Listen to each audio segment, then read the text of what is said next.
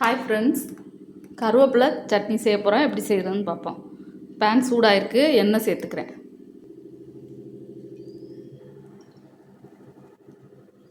எண்ணெய் சூடாகட்டும்.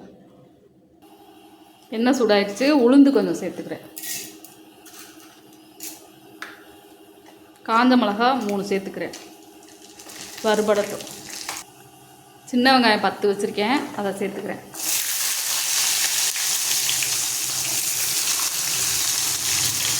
பூண்டு ஒரு 5 பல் வச்சுருக்கேன், அதையும் சேர்த்துக்கிறேன். பச்சை மிளகா 2 வச்சுருக்கேன், அதையும் சேர்த்துக்கிறேன். புளி ஒரு சின்ன துண்டு வச்சுருக்கேன், அதையும் சேர்த்துக்கிறேன். வதக்கிக்குவோம். வெங்காயம் எல்லாமே வதங்கிடுச்சு. கருவேப்பிலை கழுவிட்டு வச்சுருக்கேன், அதை சேர்த்துக்குவோம். இந்த அளவுக்கு எடுத்துக்கிறேன். அதை நல்லா வதக்கிக்குவோம். நல்லா பச்சை ஸ்மெல்லாம் போகிற வரைக்கும் வதக்கிக்குவோம்.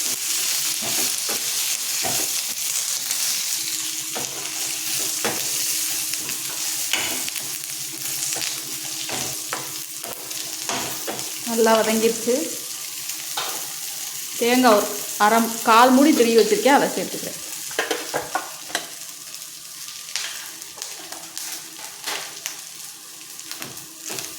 ஒரு நிமிஷம் வதக்கி விட்டுக்குவோம். அடுப்பை ஆஃப் பண்ணிவிட்டு ஆறினவுடனே உப்பு சேர்த்து அரைச்சிடுவோம். இந்த அளவுக்கு அரைச்சி எடுத்துக்கிட்டேன். ஒரு பவுலில் மாற்றிக்குவோம்.